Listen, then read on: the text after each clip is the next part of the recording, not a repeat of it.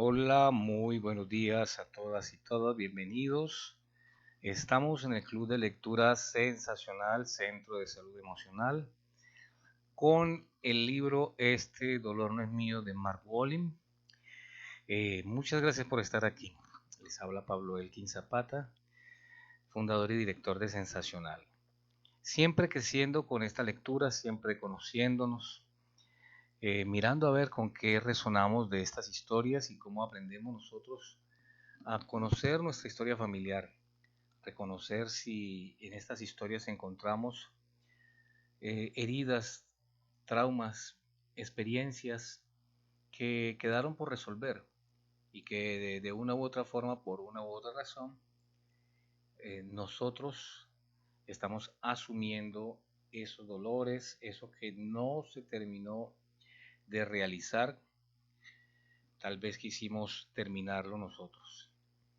Entonces estamos hablando de qué forma podemos tomar todas estas herramientas que nos está enseñando el autor para descubrir nuestro trauma a través de las frases nucleares, esas frases que representan nuestros miedos más profundos, de qué forma podemos encadenarlas con nuestros sentimientos, nuestras emociones, con otro tipo de frases, hasta poder descubrir esa frase que es la frase nuclear, el centro de eso que estamos padeciendo. Estamos en la parte del genograma, que es una representación del árbol genealógico, y dimos unas pautas de cómo hacer el árbol genealógico. Habíamos hablado de, de en el diagrama representar 3 o 4 últimas generaciones de la familia, o sea, padres, abuelos, bisabuelos, hermanos, tías, tíos. No hace falta remontarse más allá de los bisabuelos. Habíamos hablado que esa es la primera parte para hacer el genograma, que representáramos con un cuadrado eh, en el árbol genealógico a los hombres y con un círculo a las mujeres.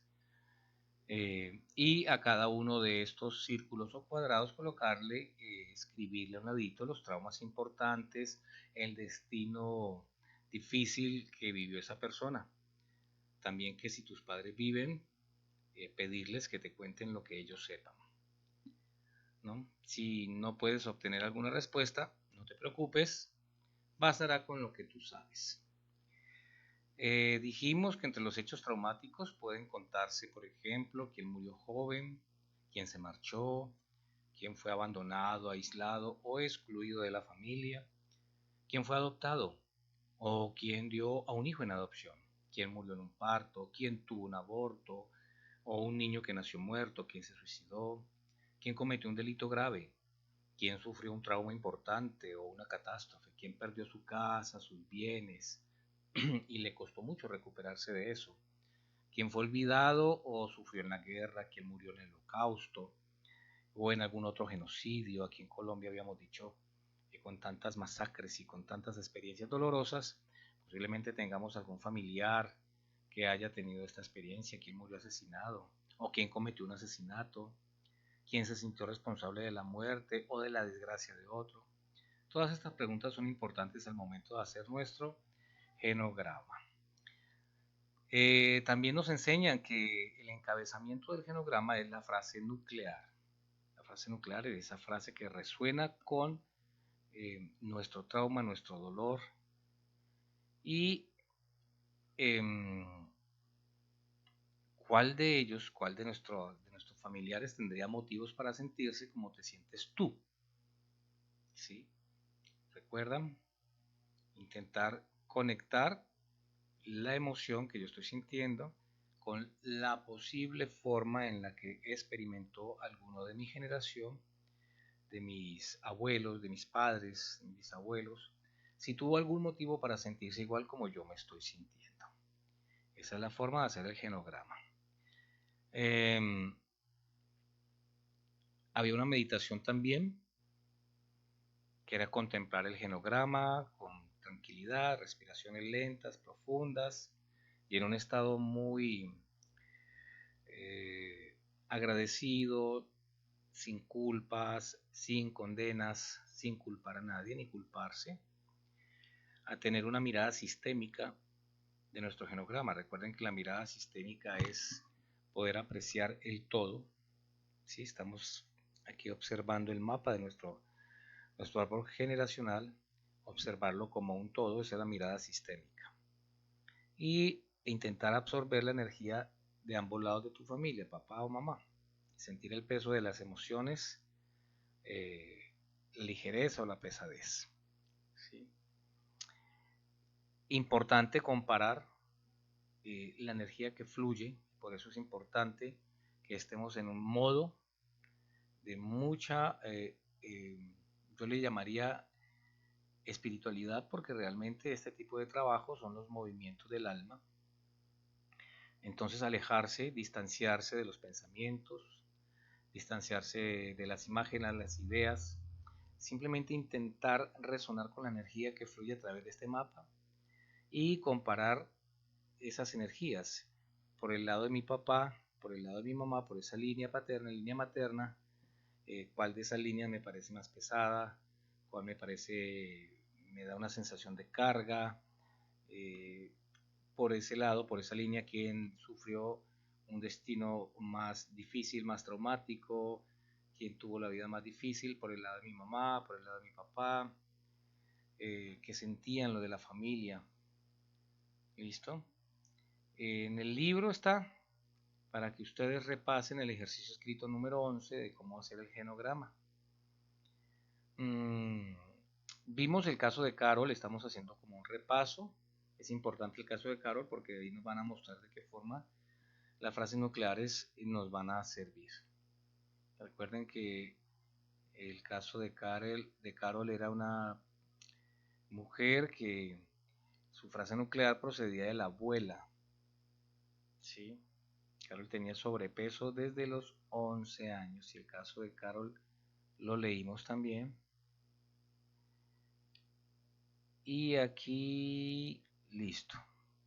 Recuerden que Carol decía que se sentía ahogada y asfixiada por su peso, pero también tenía otra frase, que se sentía traicionada por su cuerpo. Entonces ya de entrada el lenguaje nuclear de Carol pues nos está pidiendo que lo descifremos. Entonces, acerca del lenguaje nuclear de Carol podemos formular preguntas puentes. Las preguntas puentes, aquellas que nos conectan con esa frase nuclear: ¿qué miembro de la familia se sintió traicionado por su cuerpo? ¿Quién se ahogó? ¿Quién se asfixió? ¿Sí? Esta historia de Carol dice que me desarrollé pronto, mucho antes que el resto de las niñas. Tuve la primera regla a los 11 años y ya entonces empecé a odiar mi cuerpo. Sentía que mi cuerpo me había traicionado por desarrollarse tan pronto. Y fue entonces cuando empezó a ganar peso. Esa idea de sentirse traicionada por su propio cuerpo es una pista. Esas frases que sentimos en nosotros o en las consultas son las frases que nos llevan a profundizar más en el origen de la emoción, porque la frase nuclear o estas palabras son solo manifestaciones de hay algo muy profundo. En esta historia, el sentirse traicionada, recuerden que era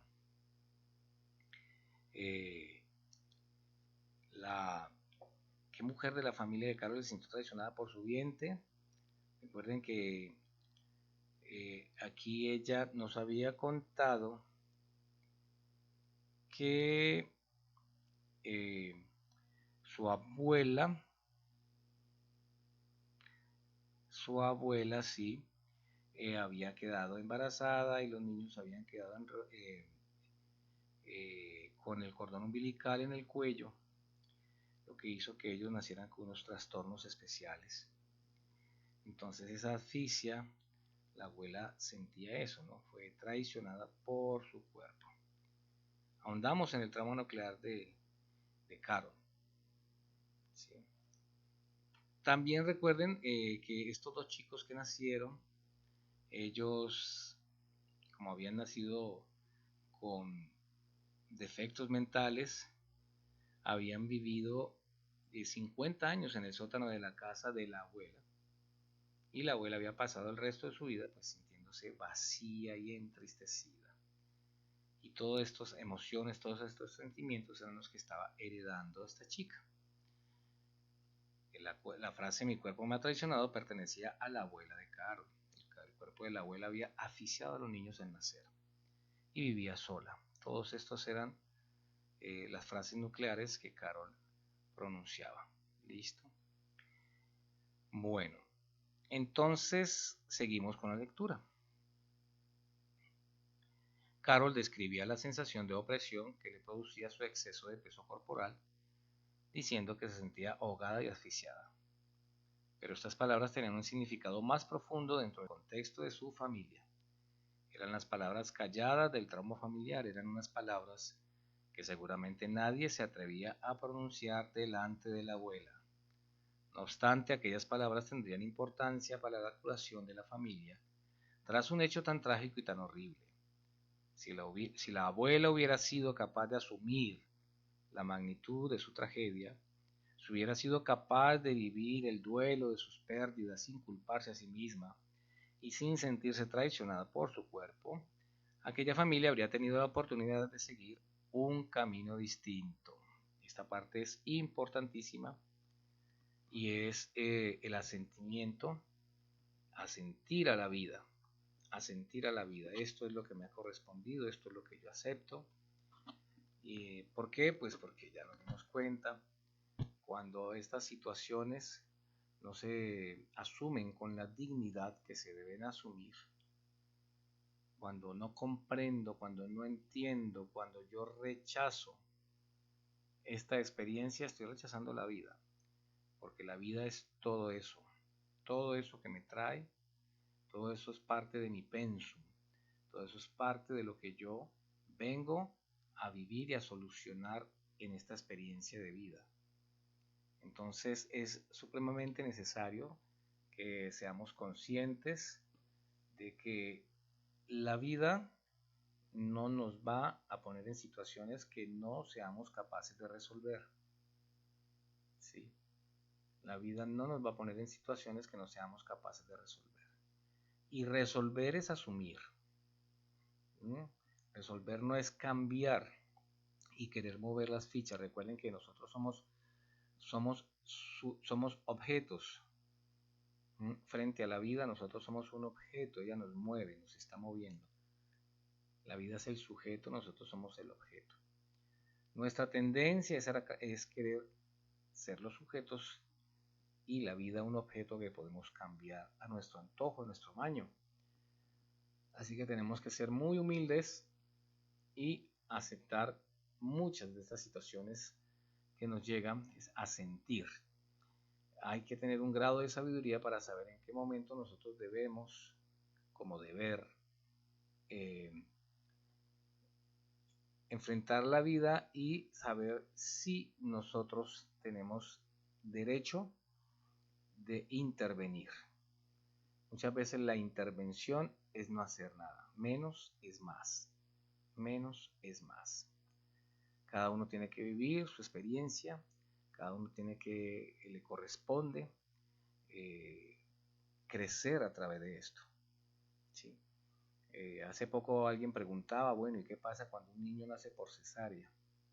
Pues pierde la primera oportunidad de trabajo que se le da. El primer trabajo que nosotros tenemos no es en la cafetería, ni de meseros, ni haciendo mandados. El primer trabajo que nosotros asumimos es en el parto. ¿Sí? Cuando nacemos a través de un parto natural, el primer trabajo que nosotros tenemos es salir.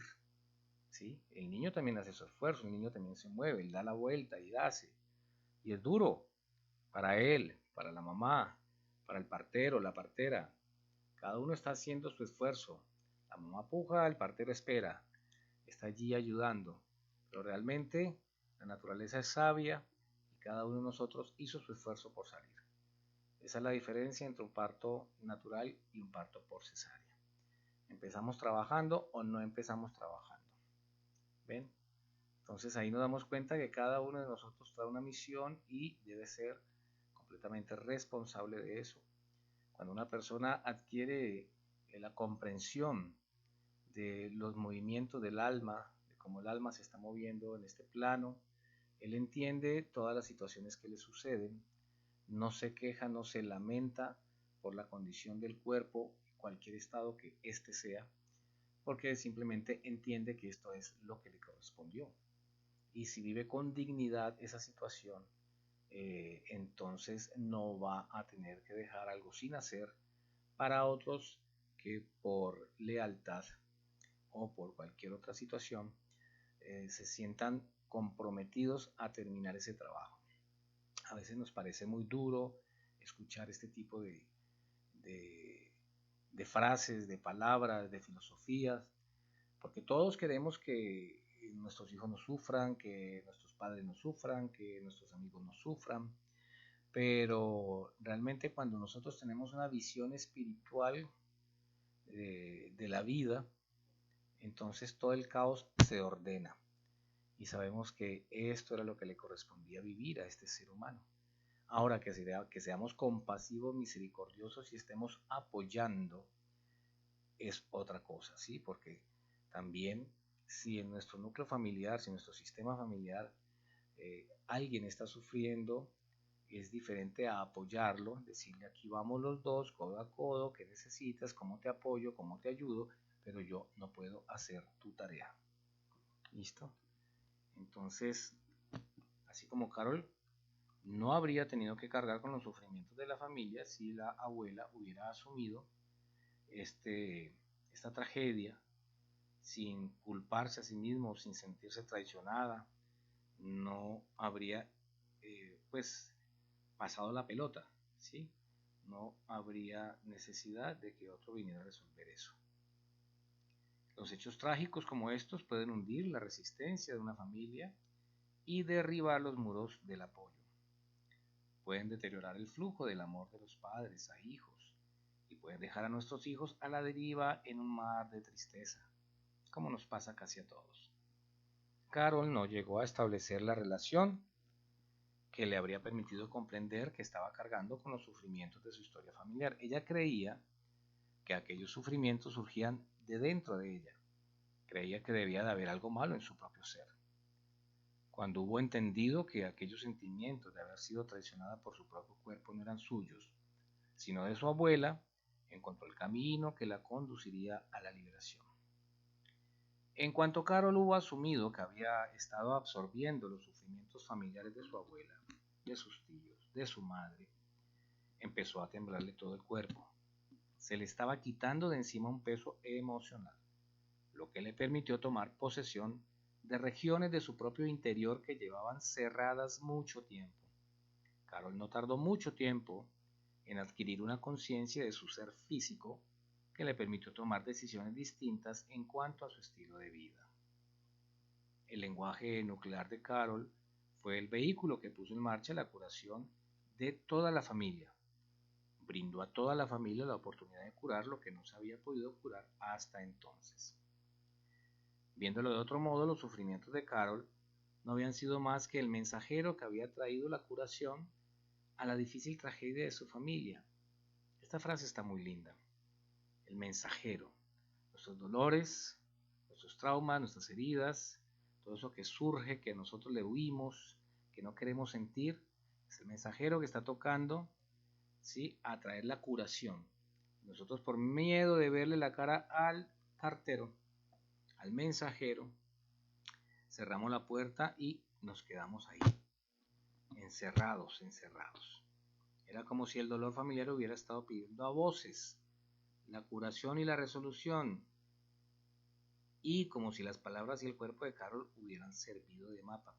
Miren, queridas amigas, queridos amigos, cuando siempre en la familia hay alguien que está padeciendo un dolor terrible, un trauma terrible, el hermano, el hijo que tiene problemas de adicción, el alcohólico,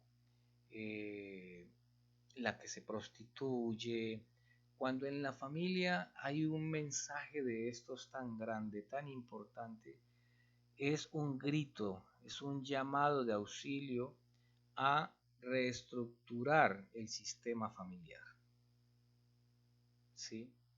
Es un llamado. Entonces, en ese momento, lo más natural es que a veces la familia se reúne, ¿no? Y dicen, mira este muchacho cómo nos salió de vicioso, mira esta mujer cómo nos salió de terrible, mira este otro cómo se volvió alcohólico, aquí se tiró la familia, aquí qué pena o qué vergüenza.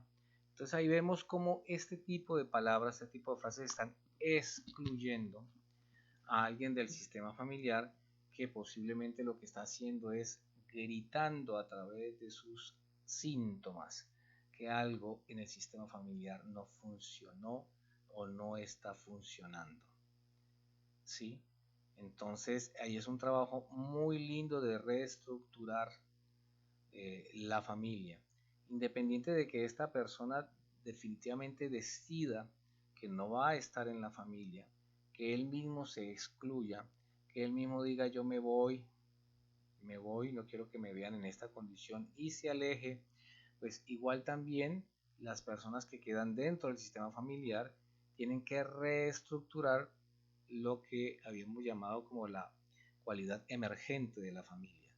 Es decir, la familia está funcionando en un engranaje especial con las personas que existan en la familia, incluyendo aquellas experiencias que tenemos a través de otras personas, pero que fueron incluidas en nuestro sistema familiar. Ahí está fluyendo, ¿sí? Ese engranaje es el que nos está diciendo de qué forma está funcionando la familia. Cuando nosotros podemos observar ese funcionamiento general, esa cualidad emergente de esa familia, y alguno abandona por una u otra razón, pues la familia se tiene que reestructurar dándole el lugar a la persona que se fue, ¿sí? Dándole lugar. Así él mismo haya decidido que se vaya, que se fue, que me voy. Nosotros como familia le tenemos su puesto en la mesa, ¿sí? No está, se fue, se prostituyó, se drogó, se alcoholizó, no está, pero él sigue formando parte en nuestra familia y hablamos de él no de la forma más negativa, de la forma más terrible, mostrando su herida, no, nadie quiere hablar de otro mostrando una herida, ¿cierto? Entonces hablamos de él como el hermano, la hermana, el tío que no está con nosotros, ¿sí? Pero siempre debe estar incluido. Entonces, a ti, como a Carol, también puede guiarte en un viaje de tu curación tu propio mapa del lenguaje nuclear. Teniendo a la vista la relación con tu historia familiar, el único paso que falta es aplicarte a ti mismo todo lo que has descubierto. Es probable que las cosas que han quedado sin decir o invisibles dentro de la historia de tu familia también hayan quedado ocultas en la sombra de tu propia conciencia. Una vez que estableces la relación, lo que antes estaba oculto puede convertirse en oportunidad para la curación. Ahora veo. Ahora veo. Algunas veces debemos aplicar cuidado y atención para integrar plenamente las nuevas imágenes que surgen. ¿Sí? Porque no conocíamos esa historia familiar. No estaba dentro de nuestro estado de conciencia esa situación que pasó con la abuela, con el tío, ¿cierto? No lo hablábamos, pero tampoco nunca hablamos mal. No lo sabíamos simplemente. El momento en que empezamos a investigar y a darnos cuenta que en nuestra familia hubo un suceso como ese, entonces hay que ser muy delicados para saber integrar a esa persona. Estamos hablando de personas, de almas, con su historia. ¿Cómo integro yo a mi familia, a mi historia familiar, a la forma en la que yo he visto mi familia y el mundo, ahora que me doy cuenta que un tío violó, que mi papá sí, engañó a mi mamá muchas veces, yo no lo sabía. Todas estas historias que se van desvelando, como las integro yo dentro de mi sistema de creencias de forma muy delicada que no me haga daño. Recuerden que esto es para ver y cuando nosotros vemos es para comprender los posibles síntomas que estamos nosotros padeciendo, que estamos sufriendo, que estamos sintiendo. Entonces cuando vemos esto no es para juzgar, no es para condenar, es para comprender. ¿cierto? Entonces así, muy delicadamente, con mucho respeto, honrando la historia de cada uno de ellos. Recuerden que todas esas historias trágicas, detrás de ellos también hay una historia, ¿sí? Un sufrimiento, un dolor. Entonces a veces, como decía Albert Einstein, eh, es como un espejismo creer que estamos separados de todo eso, ¿ok? Entonces es importante que seamos muy delicados y respetuosos al momento de tener contacto con este tipo de historias.